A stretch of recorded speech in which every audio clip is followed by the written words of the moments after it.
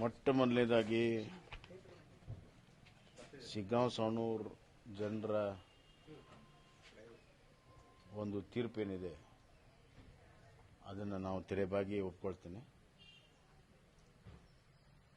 ಅವರ ತೀರ್ಪನ್ನು ನಾನು ಗೌರವಿಸ್ತೇನೆ, ಸ್ವೀಕಾರ ಮಾಡ್ತೀನಿ. ಕಾಂಗ್ರೆಸ್ ಅಭ್ಯರ್ಥಿ ಅಸೀರ್ ಖಾನ್ ಪಠಾಣ್ಗೆ ಅಭಿನಂದನೆಗಳನ್ನು ನಾನು ಸಲ್ಲಿಸ್ತೇನೆ. ಒಂದು ನಿಮಿಷ ಪೂರ್ತಿ ಮಾಡಿ. ಅಲ್ಲಿಯ ಜನಸ್ಪಂದನೆ ನೋಡಿದಾಗ ನಮಗೆ ಗೆಲ್ಲುವಂಥ ವಿಶ್ವಾಸ ಇತ್ತು. ಆದರೆ ವಿಪರೀತವಾಗಿರುವಂಥ ಹಣದ ಹೊಳೆಯನ್ನು 2 ದಿವಸ ಹರಿಸಿ ಇವತ್ತು ಗೆಲುವನ್ನು ಸಾಧಿಸಿಕೊಂಡಿದ್ದಾರೆ. ಅದೇನೇ ಆಗಲಿ,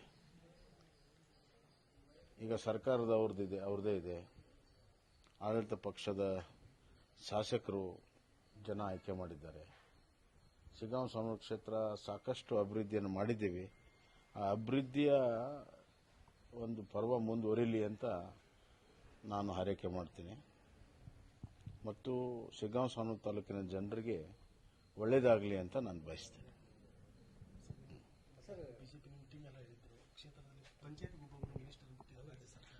ಅದೆಲ್ಲ ಗೊತ್ತಾಗಿದೆಯಲ್ಲ. ಈಗ ಸುಮಾರು 10 ಜನ ಸಚಿವರು, 40ಕ್ಕಿಂತ ಹೆಚ್ಚು MLAಗಳು, ಮಾಜಿ MLAಗಳು ಎಲ್ಲರೂ ಬಂದು ಕನಸು ಮಾಡಿದ್ದಾರೆ. ಅದಕ್ಕೆ ನೀವು ಕೂಡ ಹೇಳಿದ್ರಲ್ಲ, ಬೊಮ್ಮಾಯಿ ವರ್ಸಸ್ ಸರ್ಕಾರ ಅಂತ.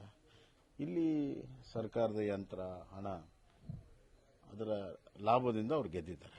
ಸರ್, ಮಹಾರಾಷ್ಟ್ರ ಮತ್ತು ಮಹಾರಾಷ್ಟ್ರದಲ್ಲಿ ಬಿಜೆಪಿ ಭರ್ಜರಿ ಇದು ಮಾಡಿದೆ ಸರ್. ಅಂದ್ರೆ ಮಾಹಿತಿ ಮಹಾರಾಷ್ಟ್ರದಲ್ಲಿ ನಿರೀಕ್ಷೆಯಂತೆ ಬಿಜೆಪಿ ನೇತೃತ್ವದ ಮಹಾಯುತಿ ಅಬ್ಸಲ್ಯೂಟ್ ಮೆಜಾರಿಟಿಗಿಂತ ಹೆಚ್ಚು 2/3 ಮೆಜಾರಿಟಿ ಹತ್ರ ಇವತ್ತು ಗೆಲ್ತಾ ಇದೆ.